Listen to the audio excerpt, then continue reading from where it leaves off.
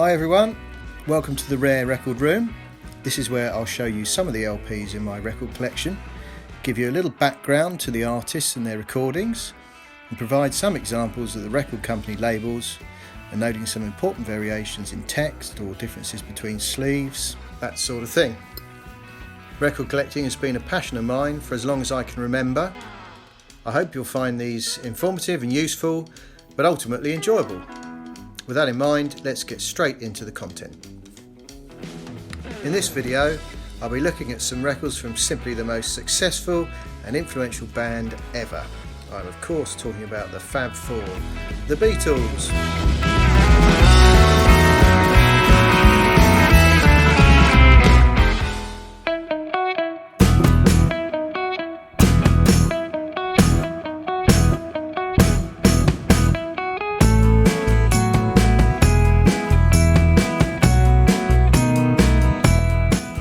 Hello and welcome back.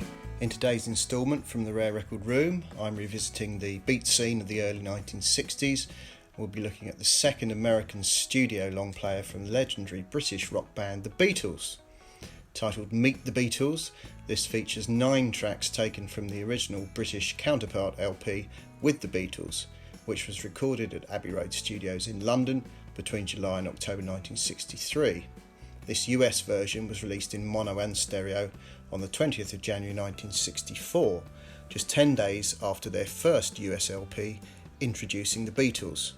The reasons for this are complex, but in summary, there was some wrangling over the group's early recordings in the US before they became a sensation in that country.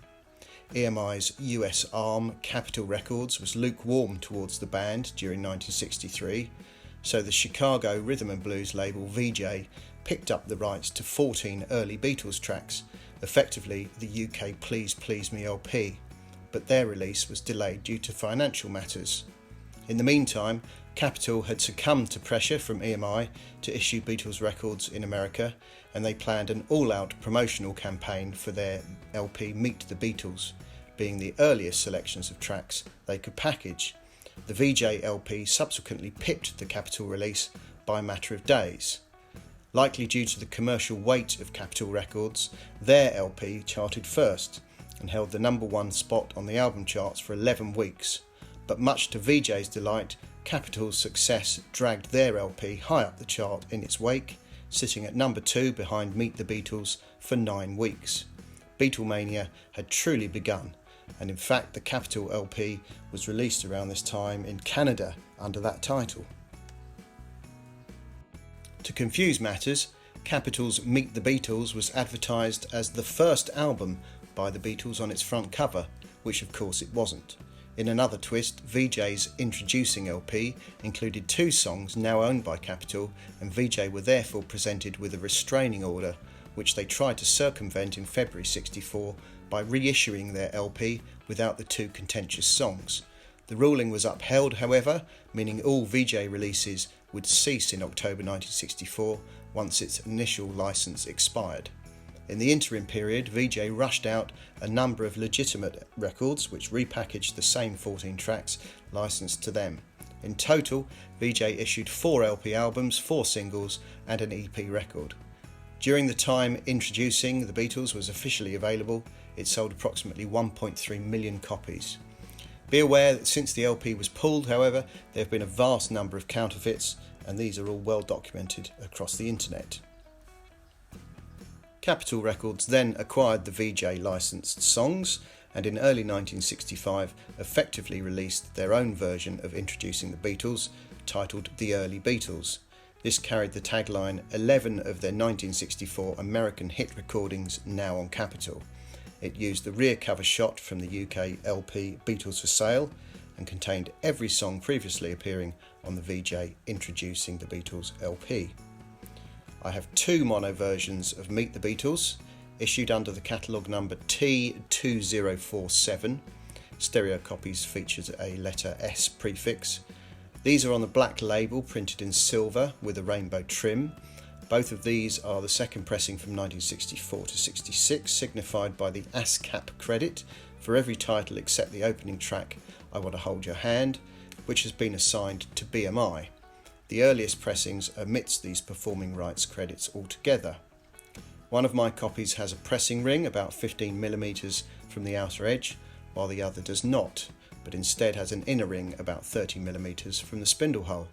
When viewed side by side, we can see clear differences in the typeface and typesetting, most notably with a large catalogue number printed on the left-hand copy, positioned to the right of the centre hole, which has a non-serif side marker. From 1968, mono was phased out and the border prints adds a subsidiary of Capital Industries Inc. There are subtle differences concerning the sleeves as well. It is accepted that earlier sleeves do not credit the producer George Martin on the rear, as shown here. The copy on the right is slightly later and adds the production credit. The front cover slicks were prepared by various printers in New York, Philadelphia and California. These were printed with the bold text The Beatles in brown or tan, and then slightly later from the Los Angeles plant in green. My brown copy carries the number 2 by the RIAA badge on the rear right hand corner, meaning this copy was printed on the East Coast, whereas the green copy carries the number 6, indicating that it was printed in Los Angeles. This particular example has a rubber ink stamp stating promotional album. Like all Beatles records, many will be well played and enthusiastically handled, meaning decent copies are desirable and valuable. According to the Goldmine Price Guide 10th edition, fine examples of the first press are valued at $500 in mono or $600 in stereo, and second pressings without the producer credit sleeves at $350 in mono and $300 in stereo.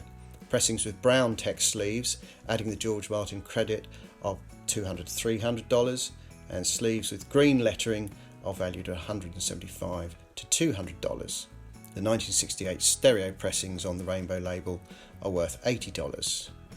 And that just about brings to an end my brief history or run through of the Beatles US LPs introducing the Beatles and the capital LP Meet the Beatles. That's your lot for this episode from the Rare Record Room. I hope you enjoyed the content. If you did like the video, please make sure you subscribe to the channel to see more and to receive notifications for any new uploads. Thanks for watching. See you next time.